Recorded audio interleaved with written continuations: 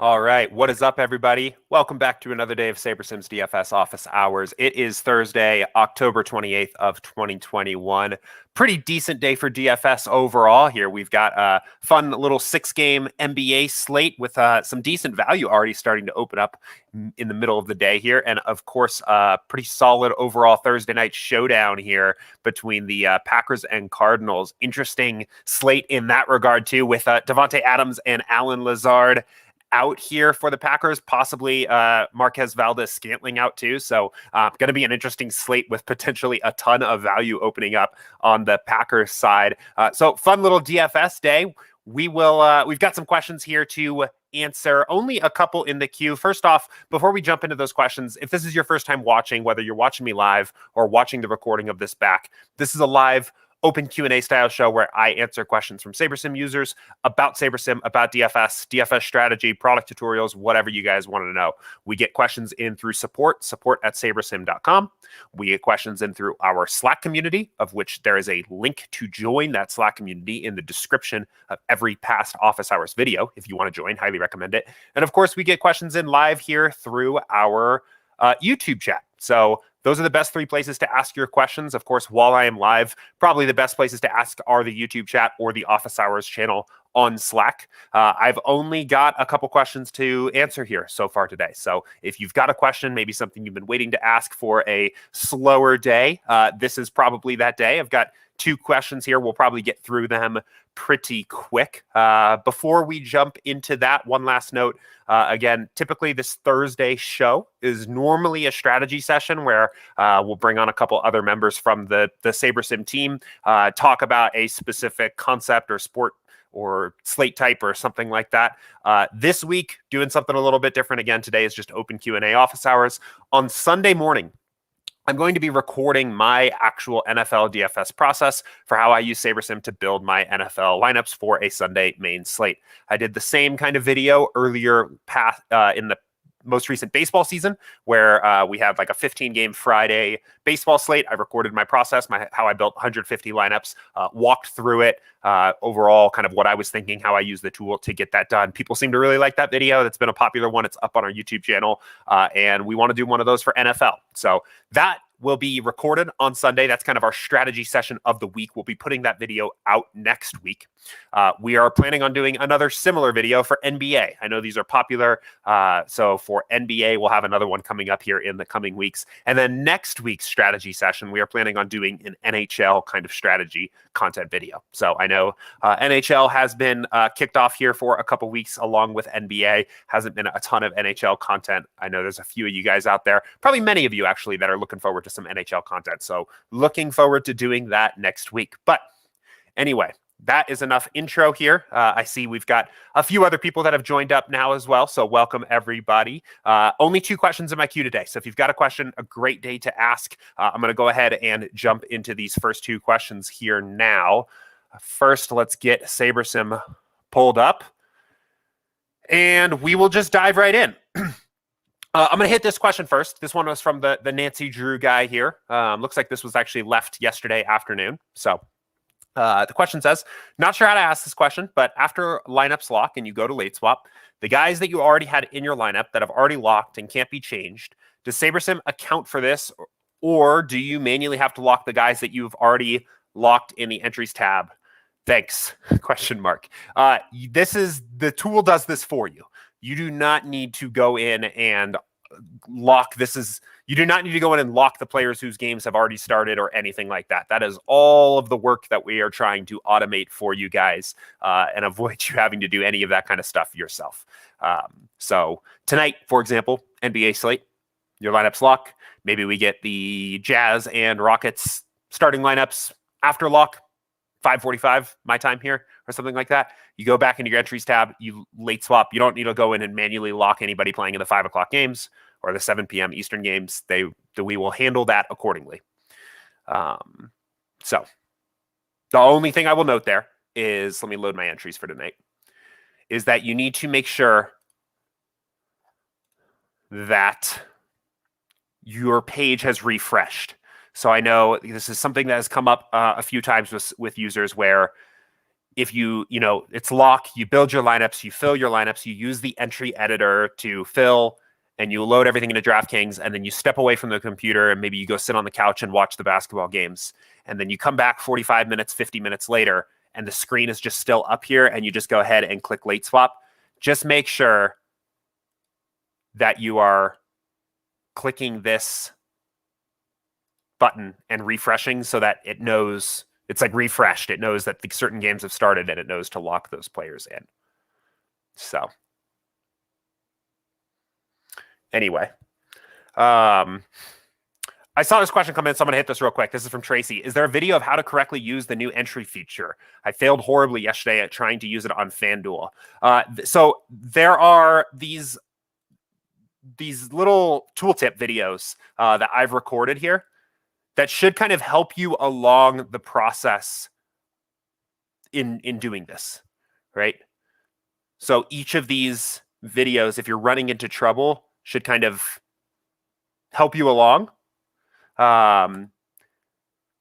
They might be DraftKings specific. I believe I did both sites, but they should kind of help you, right? So you've got your one video about how to fill with FanDuel, or you've got how to fill your contest, and then the other video of how to then download and upload to FanDuel. But if there's a specific part of the equation that you're running into too, that would be very helpful for me to hear of, like, I can kind of help explain a specific part of the process. And maybe we could figure out exactly where you're running into trouble. Would be happy to do that. I'm not entered into any FanDuel contests for tonight. I don't even know. I could go ahead and enter a few actually right here. We've got plenty of time on stream here today. Tracy, go ahead and let me know if there was like a specific part of the process that you were running into issues, if you were confused on filling your contests or downloading, uploading your 150. Okay, so running into issues on the upload. Okay, maybe we'll do a dry run here. I have one other question that I want to answer here real quick. And we have plenty of time on stream today. So maybe we'll just do a total dry run here live on stream, and maybe that will help. So let me hit this question here real quick. And okay, I'm gonna hit this one real quick. Cody said, so don't know that I'll be there live to ask. I'm in 4 different 20 max contests tonight for Thursday Night Football. Should I do one build with 80 lineups so I get the most unique lineups in contests, or run a few different builds? Yeah, I would do one build with 80 so you have unique lineups, right? I definitely, especially with Showdown, right? Your sliders aren't even going to change, even if there's a big diversity of your different contests, right? So I imagine if you're doing this, the 4 different 20 max contests are probably the 10 cent, the 25 cent, the $1, and the $3, right? That seems to be pretty popular. Those are all going to have the same slider sets even, I think. So the sliders won't even change. So sliders won't really change even. So I would just go ahead and run 80 together. It's going to make sure you have 80 unique lineups. It makes editing your exposures a lot easier, so you don't have to do 4 different builds. Going to give you the greatest chance of having one lineup that has that really high upside night. Maybe it's the optimal in the case of football showdown, right? A lot of times that winning lineup is the optimal. So that is what I would recommend there. Saves you time, will probably build you better lineups, and gives you a little bit more diversity. So I see Don said he also had trouble uploading last night to DK, gave up and did it by hand, so seeing a dry run would be helpful. Cool. Okay, so we'll do that. We'll do that here. We'll do a dry run for FanDuel and DraftKings. Let me hit this question real quick. This is the last one I've got in my queue. This is from Rod. This came in from Slack. And he said, I saw some Saber users at the top of the NBA leaderboard in the last few days and have attempted to create lineups after the fact and have not been able to get any lineups close to the winning lineup score. I have created 1,000 lineups and locked in 3 to 4 of the top scorers, and still my top lineup is 20 points lower than the winner. What am I missing that these other users are doing to get such high scores? Yeah, so this question has actually come in a lot to start the NBA season off. And with NBA, the projections are going to matter so much, right? Like it ultimately is going to come down to having very accurate projections. The impacts of correlation are a little bit lower. Our ownership fade slider by default is going to be a little bit lower. Ultimately, what is really going to have those nights where you have a very high top lineup is kind of the right overall combination of projections getting you there, to be completely honest. Like, average projections just end up being pretty important. I've had people ask me, hey, I am trying to go into yesterday's slate and build the winning lineup. How do I get there? And the fact is that for NBA, probably what needs to happen is you would need to download the actual scores that were scored last night and re-upload them as custom projections and then run, and then you are going to get there.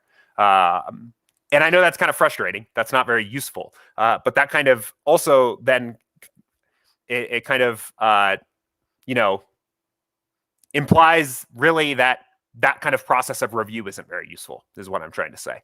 Going back to a past slate for really any sport and trying to figure out how to build the optimal for a slate that has already passed is really only going to show you how to optimize for that individual past slate. That's not really going to teach you anything about how to optimize for the future.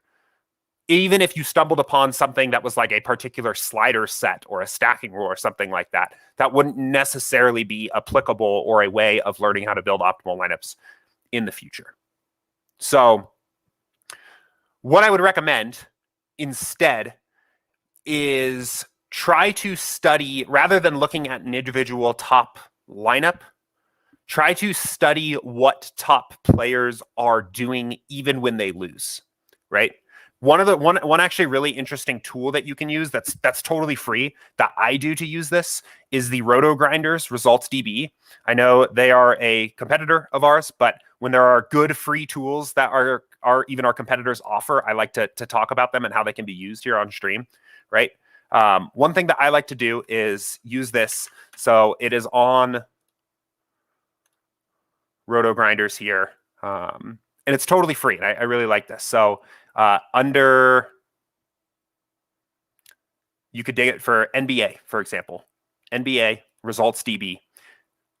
And I think there's other sites that offer this as well, but I will go in and select like the slate from yesterday, and you can click a particular contest and then go and look. And what I like to do is look at what good players are doing, especially on slates where they lose, rather than trying to necessarily backtest a process to figure out exactly how the one random lineup that banked got there. Look at players that you know are successful over a long period of time. Study what their lineup constructions look like. Study what their ownership and exposures look like, and so on. So I wonder, let's pick GiantSquid, right? And we can look and see kind of what his overall lineups look like. He didn't win last night, right? Top overall score, $744, but we know Squid's a good player and wins a lot, right? And we can even go from the standpoint of looking at ownership, right? Let's look at GiantSquid here. And I'm not trying to just necessarily give a product demo of this other Roto Grinders tool, right? But this I think, is a little bit more useful of looking at somebody that you know is good, looking at their lineups and looking at their exposures and figuring out maybe what decisions did they make, how over and under the field are they on certain players or others, right? And trying to kind of maybe figure out maybe some different ways you could have played the slate. Because again, going back here to the original question, if I went back to this slate from yesterday, I could sit here for hours figuring out how to get the actual optimal that was scored last night. And ultimately what I'm going to have to do to get there is to just get the projections closer and closer and closer and closer to the actual optimal score, or the actual scores, not the optimals, the actual scores that those players played. In baseball and even football, you can kind of, because the sport is so much higher variance and the impacts of correlation are a lot higher, you can kind of stumble upon a very high scoring lineup easier. If you just run enough builds, you'll probably get there. But for basketball, lower correlation sport, lower variance sport, a lot of times what it takes to get there for the builder to just build the lineup that banked is to just have projections basically that were very dialed in for that particular slate. And our projections are very good, but they're not going to be perfect every single night. Like the night that ends up kind of, or the sets of nights that end up kind of making your NBA season typically, a lot of times are the nights that your core of players ends up kind of being the right core, the right guys that have those ceiling nights, and you get an opportunity to rotate a lot of different combinations of other players around those guys. So anyway, cool. Okay, let's go ahead and hit some other questions here. Trevor said, so with Thursday Night Football, I built some lineups yesterday before the JJ Watt news. Does the sim now take that into account today and give different builds versus yesterday? Thanks. The projections will have changed. Yes. Like, we have run sims today for this game, I believe. So your projections and the game simulation of this game, yeah. So, I mean, we've run sims early this morning, and there will be more throughout the day. So your projections and the game simulations and everything like that will be different now. So I would 100% not use lineups you built yesterday. I wouldn't use lineups you built the day before for any contest, pretty much ever. But I would definitely make sure to rebuild your lineups for today. And actually, I would say wait to build your final lineups for tonight's Thursday Night Football until after our final sim runs for the game, which is typically 1 hour before kickoff.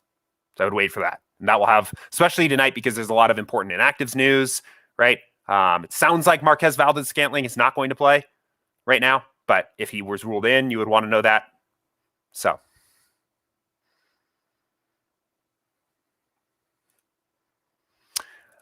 Tracy said, does Saber account for a new correlation with a team if they are traded? For example, how is Ertz's correlation with Murray being counted since he just got to Arizona? Yeah, so similar question to what we had yesterday, right? We do take that into account. So Ertz now plays for the Cardinals. He's showing up in our sims for the Cardinals. We can quantify his correlation to Kyler Murray based on how he is performing in our game sims. But this is a difficult situation to model, right? We have a good sense of who Zach Ertz is as a football player. We have a good sense of who Kyler Murray is as a football player. But you now have a bit of an unpredictable situation where a guy is playing with a team he's only been playing with for a few weeks, right? So again, I would answer this similar to how I did yesterday, where while we are going to take this into account and we are going to model this as best we can, any situation where some variable has pretty dramatically changed is always a difficult situation for any model to model correctly, right? So it's a good opportunity to add some value or do a little bit of additional research. If you dig in and have a good reason to believe that maybe Zach Ertz is going to have a greater target share than in Arizona than he did in Philadelphia, and you want to bump up his projection or something like that, then go for it. If you want to bring him down, right, then go for it. I think we have one game of data now here, so better. I mean, the particular time when we would have had the least amount of information about this new Zach Ertz situation, and there was probably be the most variance in the range of outcomes, would have been his first game with Arizona. That game has now taken place. We have some data on how he's going to fit into the offense now, but obviously still an unpredictable situation. So anytime we have these unpredictable situations, I mean, I guess another unpredictable situation on the other side of the field, right? Probably not a lot of games in the database or in history where this Packers team has played without Devontae Adams, Allen Lazard, and Marquez Valdes-Scantling. Might be a couple, probably not very many. We can make some smart predictions about what the team is going to look like without those guys, but predicting between whether Amari Rodgers, Equanimous St. Brown, Malik Taylor, Kylan Hill, not even to mention all the other usual suspects like Tunyon and Cobb and Aaron Jones, right? How this target share is actually going to end up getting split up is very difficult. If you've got a read, if you're looking at, I don't know, coaches quotes or beat writers or, I don't know, you've got some particular reason to think that it's one player or the other. It's a great spot to add value because these situations are very difficult. There's so much natural variance in this kind of situation. Nobody knows exactly what's going to happen here. A very important part of being a successful DFS player, I think, is understanding what you don't know and what no one knows, and then acting on that. I mean, in this particular situation, my particular take, how I would handle this, is just keep an eye less on the news of who's going to be the guy that's going to get the targets, because people don't know that, even if they say they do. They don't really know that. And more focus on who's going to be popular. Like, I really hope we have some reason to believe by the time we lock that one of these guys gets steamed over the other. that one of these guys ends up becoming a really popular play over the other for no reason in particular, just so I can play the other guys, right? And I think right now it actually is going to be these two guys. I think these are going to be the two popular names that pop. But if you save a couple $100 of salary, maybe it ends up being Taylor or Hill or somebody. And then the game theory approach would be to just take the opposite stance, right? So anyway, again, like similar question here, right? Like these big situations that change are difficult to model. And our model is going to take this kind of stuff into account. But there's always a good opportunity to do a little bit of your own research, add a little bit of your own value in these situations where something has dramatically changed. So, but really good question there.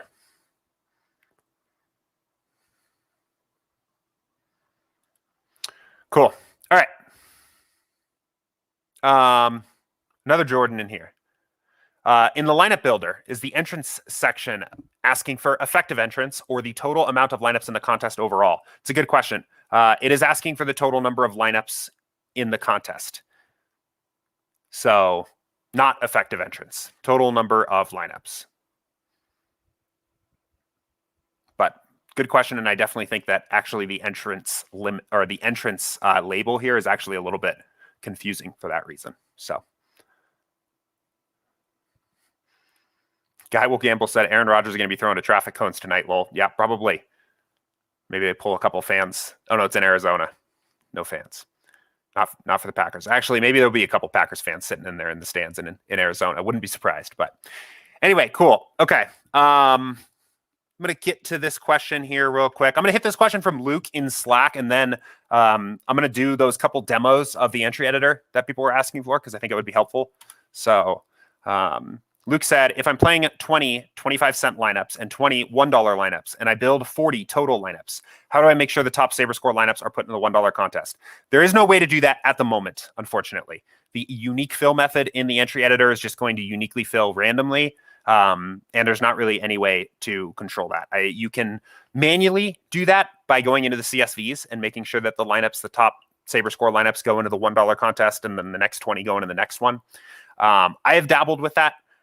First of all, we are planning on adding this functionality in a future update. It's actually probably something that's coming sooner rather than later. In the meantime, I personally, for the time it takes to do it, for playing like multiple slates a day sometimes and multiple sports and things like that, I just live with the variance of the unique fill. While I think SaberScore does a good job quantifying what your top expected value lineups are, I don't think that the differences between your 21st or your 40th lineup and your 19th lineup or something like that have such a significant difference in SaberScore that like you are giving up a significant edge there at all. I think that this is more of a mental thing where if that top lineup is in your lower entry fee contest, it feels bad, right? Like that sucks. Even if you bink, right? Sometimes it feels bad knowing that you're binking in the contest that isn't the highest entry fee contest.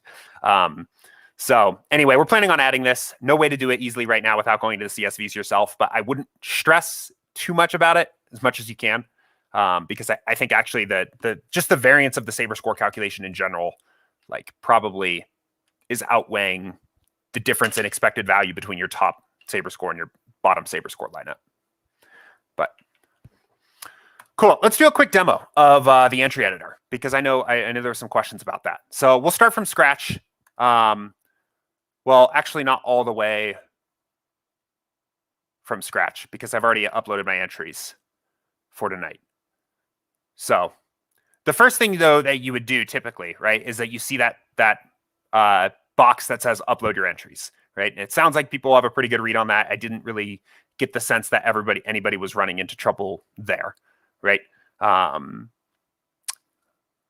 But that's the first step. When you upload it, you get here, and these are just reserved entries, right? I have no players; these are literally empty lineups. So this is a good opportunity to do this anyway, because I never recommend anybody leave reserved entries in as they're approaching lock, right? You put yourself in a position of a lot of risk. So This is a good idea for us to do anyway. So then we need to build some lineups. And a lot of times what I do for my very first build is I don't even care who I get. I don't care what the projections look like. I just want to fill these. And I just want a unique lineup into every single contest. So we are going to just build. We will pick a lineup or a settings that is kind of matches what most of our contests are in, which are 20 max, 10 to 50K. We'll change this to say 47. And we will build some lineups.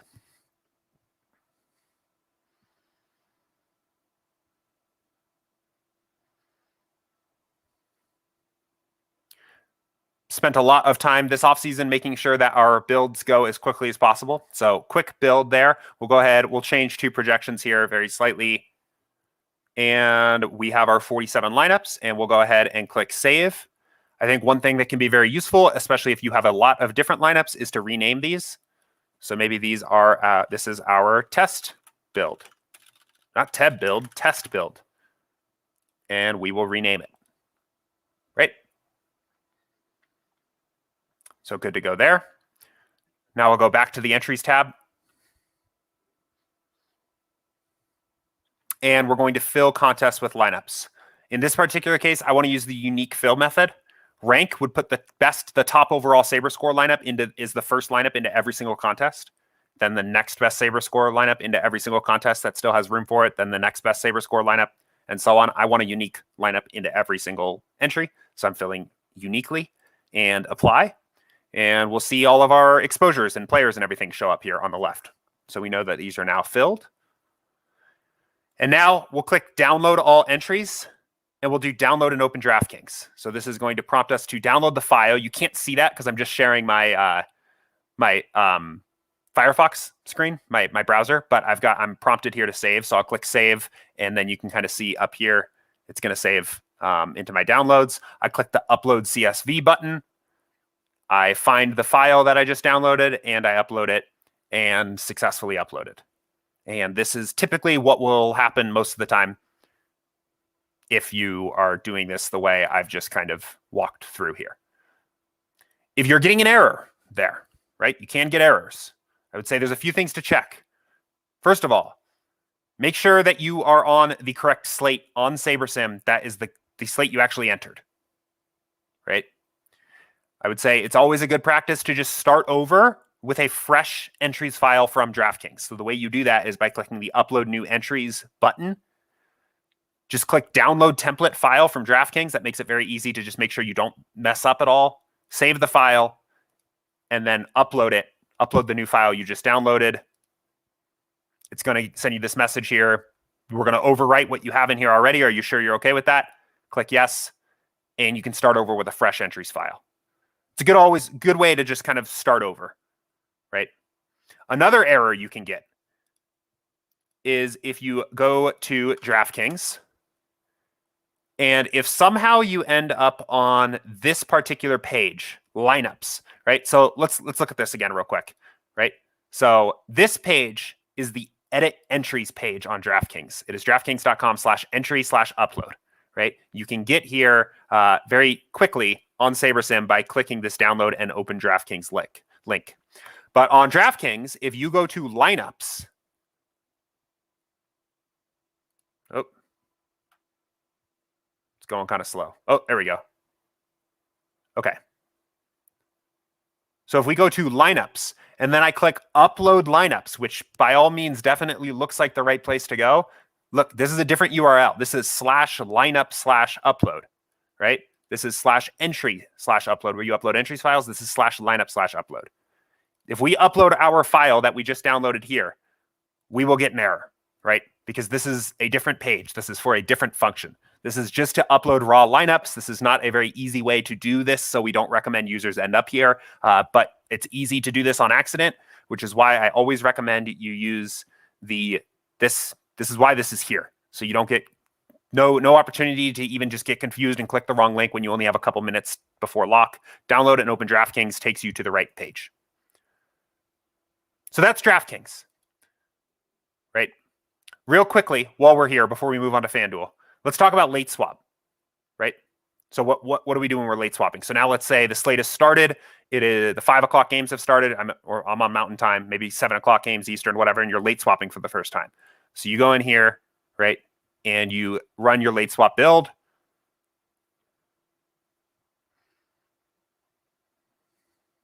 And it's going to late swap.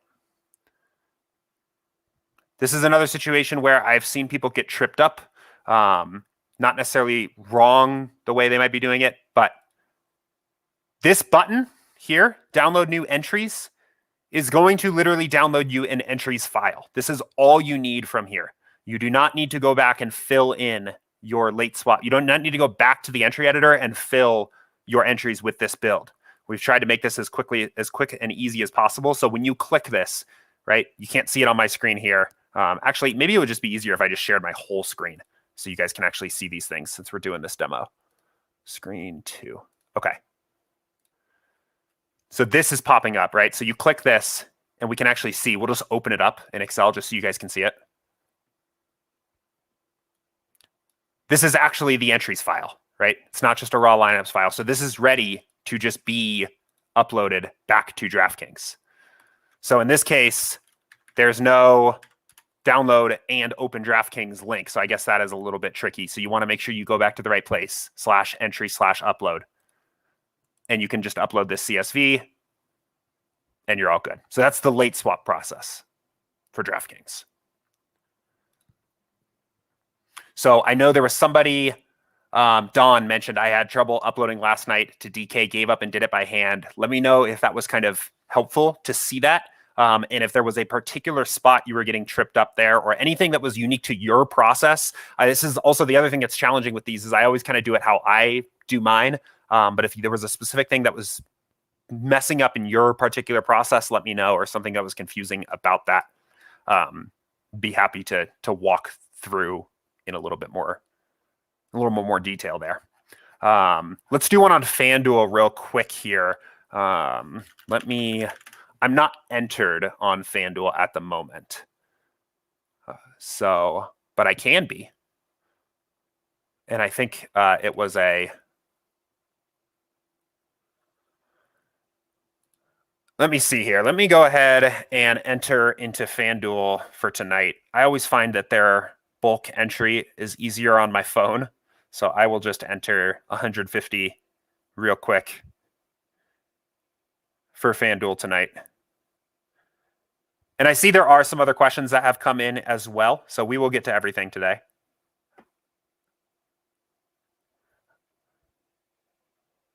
Okay.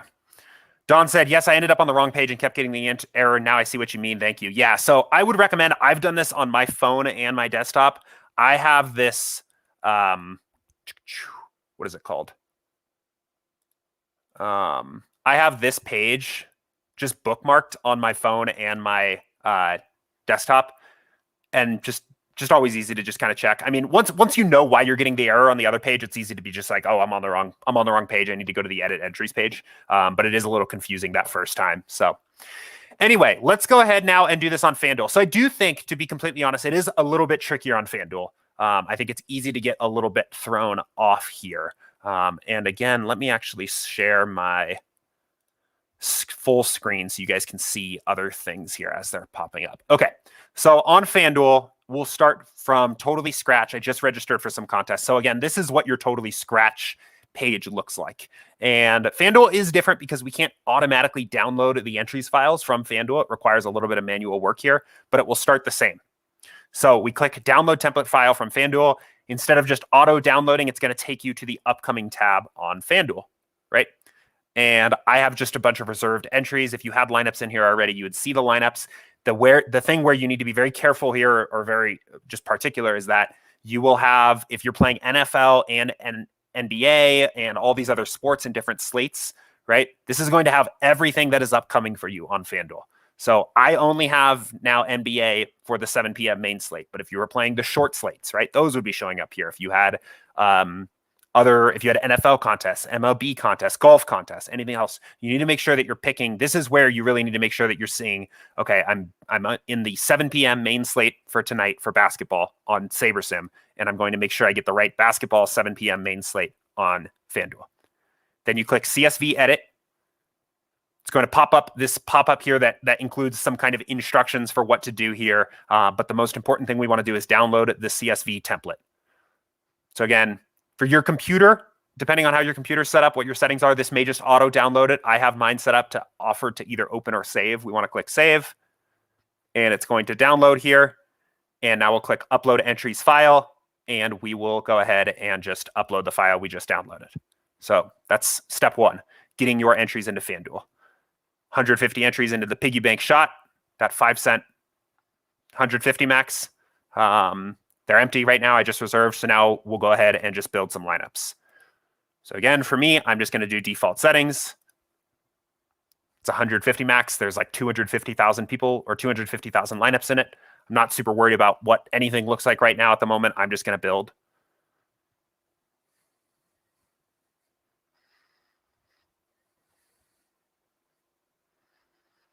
So again, give this build just a minute to wrap up.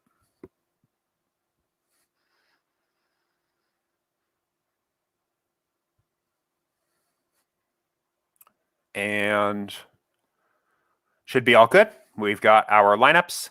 I will call out here again too, just something that is useful that I think a lot of people don't know you can do, especially if you have a lot of multiple different builds, right? You can rename your build names and also your lineup sets. So we can call this build practice build on stream. And we can call this set of lineups here. We can call this maybe our test lineups. And this can help a lot if you have trouble kind of seeing what the right lineups are when you're actually in the entry editor. So that's always very useful there to know that you can rename those things. And you see it gets renamed up here. But anyway, we're not going to mess with the lineups too much. We'll go back to the entries tab now.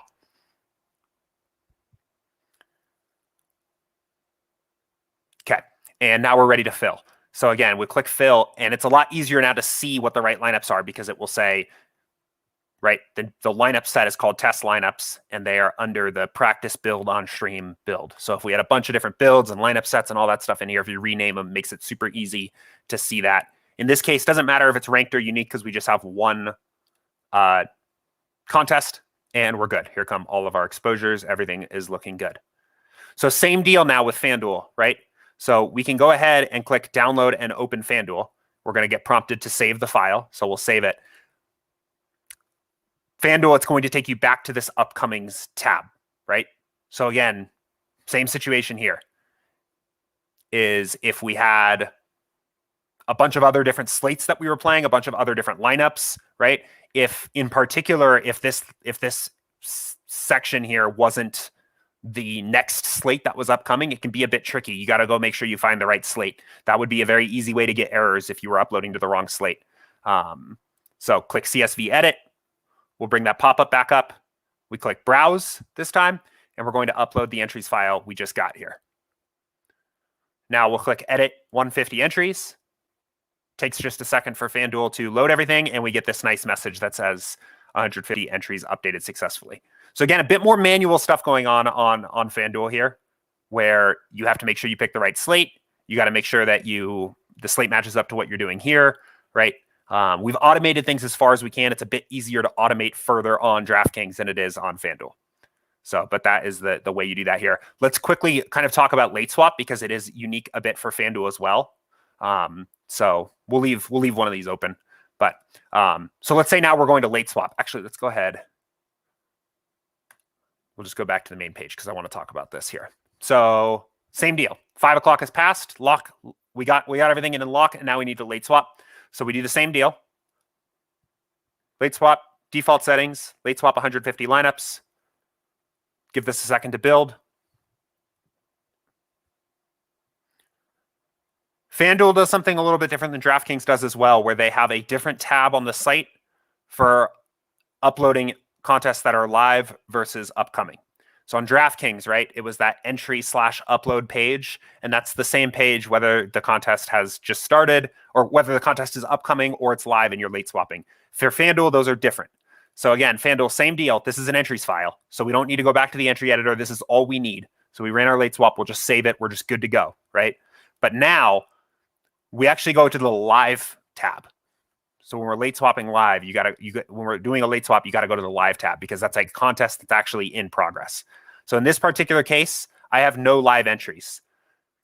But when there is a live entry here, you will kind of see the slate. So it will say like NBA 7 p.m. main slate, and you'll see the same button that says CSV edit. And we click that, and that will pop up that same little pop-up you see here on the upcoming tab that has the opportunity to upload. So I think that's one spot on FanDuel where you can get thrown off here. Now it's going to take a while to load because it's going to load 150 different lineups. But that is one spot where you can get thrown off when you're late swapping on FanDuel. So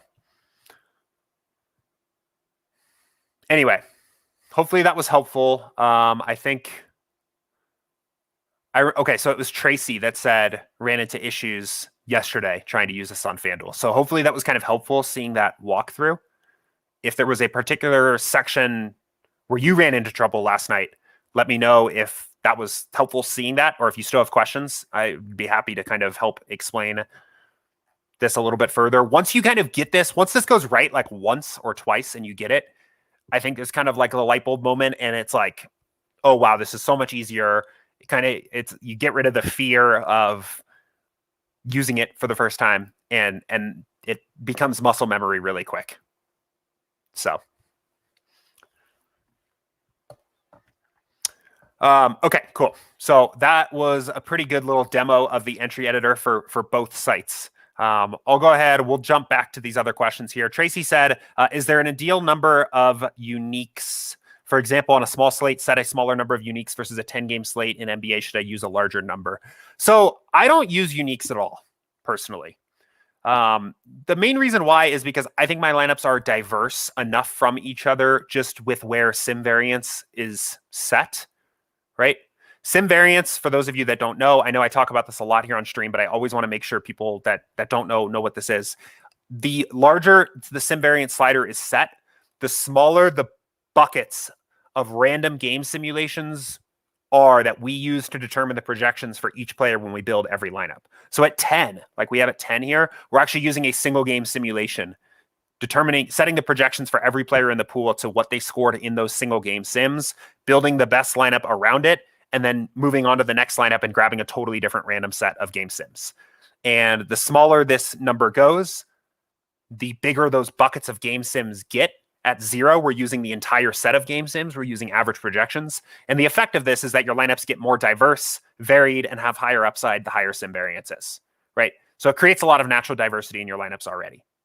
The min uniques option just gives you a blunt tool to basically force additional diversity into your lineups. So if you set this to 2, you're saying don't have any less than 2 players in common.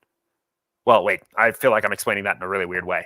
Each lineup, when compared to any other lineup in the pool, must have 2 players that are unique, that are different between the 2, right?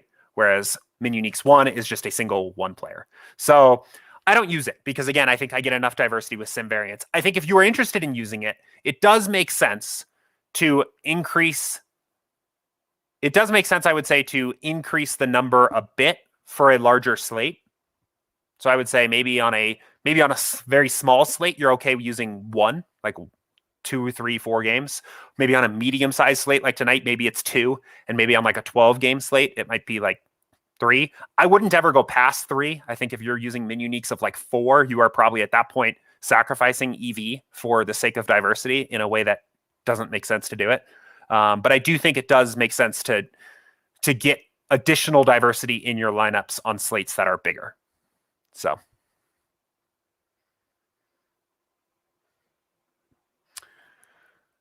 Philip said, looking at the results DB you just referenced, how come users have more than 150 entrants?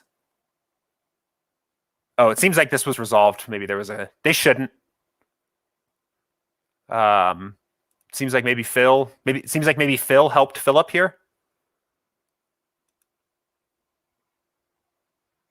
They don't. I would assume it was probably just maybe like looking at the wrong thing or something like that. But most of those big names max those contests out. So, But I do think it's interesting. I kind of tail GiantSquid a lot. Like I really like to look at how he played certain contests. And I highly recommend checking that out, especially if you're interested in adding some kind of review or backtesting process to your overall process. Look at what players that you know are good are doing every night, not just the nights they win. And don't tunnel vision onto what the binking lineup was at any given slate. So.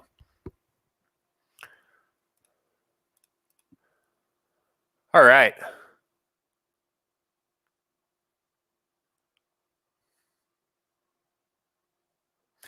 I don't see. Oh, I have Slack up here. You guys get to. I was see what I'm looking at here on Slack. I forgot I was sharing my screen that way. I was actually looking at that comment by Jonathan that I had just pulled up on stream. And actually, I think that would be useful to talk about because I think there's actually a little bit of misinformation in there. So, Jonathan, maybe if you're watching, don't know if you are, but in response to Luke's question about trying to like fill your lineups uniquely, but also by SaberScore. Jonathan said, I believe you can sort your entries to get the $1 on top and then select both. And when you fill them by rank. Not sure if they showed this in office hours. So that will not actually have the effect that I think is intended here. Filling by rank will take the number one lineup and fill it into every single contest first. So again, if we go back here, and we take our build that we were doing on DraftKings, right? So we did a unique fill here, right? Where all of our 47 lineups we built are showing, each one is showing up one time in this entire pool here. You can watch how the exposures change if we fill by rank. Oh, what? Oh. If we fill by rank, the exposures are going to change pretty significantly because what we have now done, the exact same lineup is in all of these single entries. It's also the first lineup into the 3 max and both 20 maxes. The second lineup, sorted by SaberScore, is the second lineup into the 3 multi-entry contests. The third lineup fills this one, and then it's the third lineup into the 220 maxes. So rank has that kind of effect. It fills every contest by overall rank score. So it won't use any unique lineup into every contest you're playing necessarily. So be careful with that. So.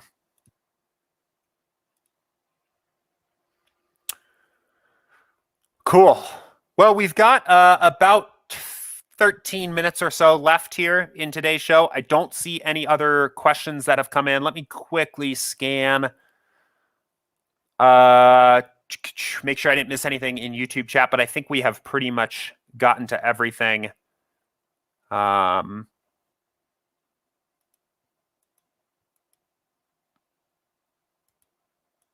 me see here. I see Phil said, will GiantSquid come on to go over his process or how he got into DFS? I'm not focused on where he puts his sliders or anything. That is definitely a common question. I don't know if we'll be able to get Squid on a stream here. But we do have, Max comes on all the time. Danny comes on all the time. Very successful DFS players talking through their individual process, right? The goal of those videos where we are showing, how we build 150 lineups with SaberSim, right? The video I put out for baseball season, the one I'm going to be doing on Sunday, is also intended to kind of show what our process is for these things, right? We're all winning players. So I know this is a common question, but unfortunately, I don't think that one is going to be super possible in the near future. But Cody said, "Do you know when I will receive those tickets for the Max Challenge? I haven't received them yet, but wanted to get in those tournaments." Yeah, so our DK rep has typically been getting on these towards the end of the week. So I would say you should have them here soon. I know that's not super helpful, but it is Thursday. We've been getting those typically done before the end of the actual work week. So I would say you probably get them pretty soon.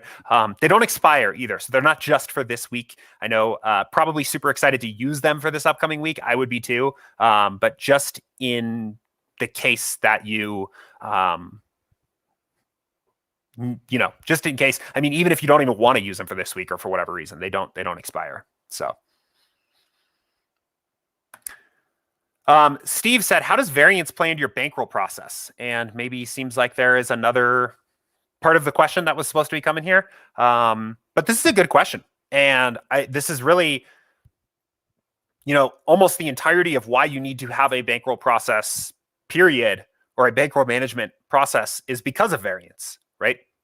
The best lineup, the theoretical highest expected value lineup in any given contest is not the lineup that wins every night. Every single individual lineup you play does not realize its positive or negative expected value on any given slate. That's why we need bankroll management, because we need a lot of slates, a lot of different data points to realize our expected value. That is essentially why bankroll management is important. So that's how does variance play into my bankroll management process? It completely plays into my bankroll management process. I guess kind of dialing in. Okay, so here's a little bit more follow-up. I've seen the bankroll video / ROI video, but I'm curious when to know when I should give up or recognize I'm on a hot streak. If you stay with an approach where you are playing a percentage point value of your bankroll on any given slate, you will naturally do that correctly. So let's say you're using our approach of saying that I'm playing 5% bankroll on any given slate. That will scale up your volume in accordance with when you are winning in a way that is safe and sustainable. Vice versa, if you are running bad and you are on a losing streak and you are just playing 5% of your bankroll every single night, you will account for those swings in a way that is kind of sustainable, right? Where you can get into trouble is if you plant your flag and say, I'm playing the exact same contest every single night, I don't care, right? And you will eventually find that you're playing suddenly 6%, 7%, 8%, 10%, 15%, 20% of your bankroll if you are on a down streak, which happens, right? So you should scale in accordance with that. Now, there's some exceptions to that. I'm assuming that you generally have like a fairly modest bankroll. If you were a DFS professional and we're playing DFS for a portion or all of your income or something like that, or a portion of your income, right? And you have a better sense of overall what the variance looks like and what your known expected value over a long period of time is, then I think you can justify just playing a more static amount. But what I would recommend, what I do and what I recommend for most of you guys do is stick to that bankroll management principle of whether you play it's 2 or 3 or 4 or 5%, or it changes depending on sport or whatever. Stick to that and let the swings of your current roll be impacted by that percentage point. The only other thing I would mention here is you should be careful on, particularly if you're running hot. So it sounds like maybe you're running hot here, Steve. Be careful on jumps that push you out of your comfort zone, right? So let's say, for example, that you've been playing a bunch of 20 maxes and single entries and 3 entry maxes, and you've been playing contests that are under $3, and you've been doing really well, and you've been building a bankroll, and you have established your bankroll up enough to the point where it starts to make sense for you to max out the 50-cent mini max every Sunday, right? Well, that is now going to be a new contest type, right? Maybe you haven't built 150 unique lineups before. You haven't played this particular contest before. Maybe you continue to grow your bankroll and now you're playing $5 or $8 contests or something like that. And you're above that $3 limit where people with $1 million or more in lifetime winnings can't play. When you have those kinds of jumps, like those kinds of things that are now, you're playing a contest or a type of contest that was not what you were playing before, I think it can make sense to scale down a little bit. Don't necessarily just jump into that at the exact same percent you were before, to give yourself time to make sure that you have the same edge you do in those contests as you did in other ones, and to make sure that you're successful in those contests in the same way as others. Same deal. Let's say you are running really hot in football and you've had a really successful start to the season, right? And you want to start diving into basketball a little bit. Well, if you're playing 5% of your bankroll in every football main slate and doing well, that may not necessarily mean that you need to just jump into basketball and start playing 5% of your bankroll on every single basketball main slate. Maybe go play 1% of your roll in basketball. So, right.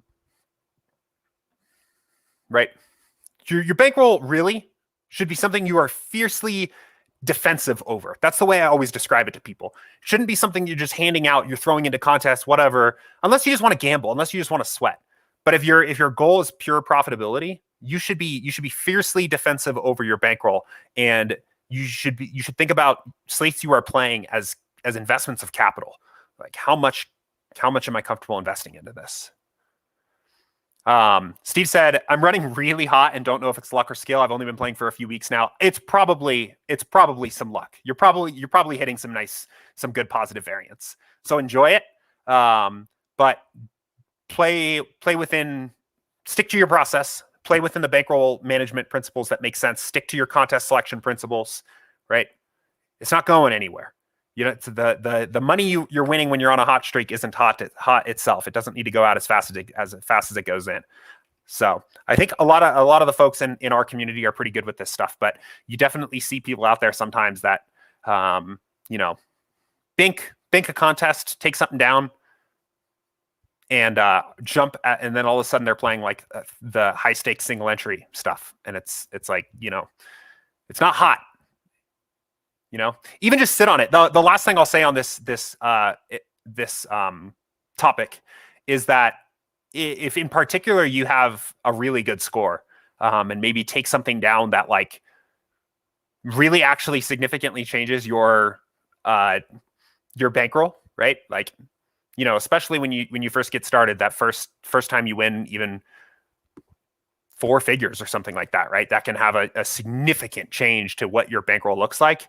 It's totally fine to also just chill on that for a bit, right?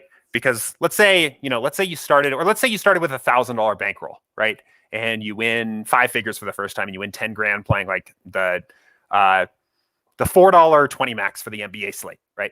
Those are normally, I think that's about 10 grand on like a big slate, right? And you make this jump all of a sudden from playing like $50 a night to playing 500, right?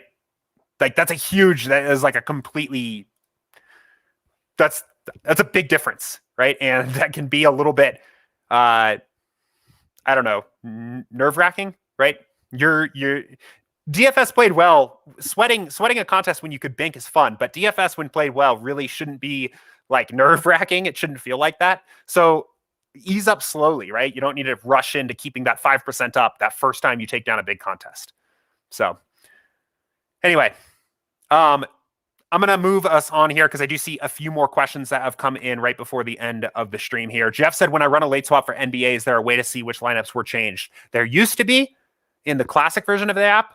There isn't right now, and we're planning on bringing it back. I think it was just an oversight with the redesign, but that's something that we are planning on bringing back. So fortunately, no, there isn't, though, at the moment. Phil said, I learned a lot from Danny and Max also. I've been hot the last 4 days also. That's great. Hot streaks are fun. I've been running a little cold, so maybe you guys can share some of that with me. But since NBA has come back, it's been good. But a little bit of a rough start. I had a very nice opening weekend of NFL where I did really well on the main slate. I did really well on the Sunday night showdown. I did really well on the Monday night showdown. And I was like, all right, NFL's back. Like, let's go. And then it's kind of been a little bit down on the NFL side since then. But basketball started pretty well for me. So Steve says he's got over a 2,000% ROI. That is awesome. That is 100% running hot. I imagine, if you're in here asking questions using SaberSim, that you'll be able to keep up the profitability, but enjoy 2,000% ROI while you've got it, because that will come down for sure. So Wise Guy Locke said in chat, they said that I'm amazing at answering questions about the product. Really appreciate all your hard work. I really appreciate that. Thank you for saying that. Wanted to make sure I read that aloud to everybody here. So before we signed off stream, so I could pad my ego a bit, but no, I'm just kidding. Thank you. Appreciate that. Anyway, guys, we're right at about an hour. I'm going to leave it right there. We had a good show today. We did an entry editor demo. So hopefully got an opportunity for you guys to see the entry editor process in live, I guess, here, and see how that looks. Cody said, better forward that to Andy. Yeah, I'll make sure of that. I'll make sure he gets his eyes on that. What else did we talk about? We had a lot of good late swap questions today, which is good because it's late swap and entry editor. That stuff's always important. Make sure you've got your process totally down pat and feeling comfortable with it. We talked a little bit about variance in terms of how it relates to our bankroll, but also studying past slates. We talked a little bit about how the simulator accounts for situations that are new with the Zach Ertz stuff and the Packers receiver situation tonight. So good stream overall. Enjoy the 6-game NBA slate tonight. Enjoy Thursday night showdown. We'll be right back here again tomorrow at 2 p.m. Eastern. Another day of office hours. So if you've got questions as you're setting your lineups tonight, email us support@sabersim.com or drop them into the office hours channel in Slack and we'll get to them tomorrow. Until then, good luck. See you guys.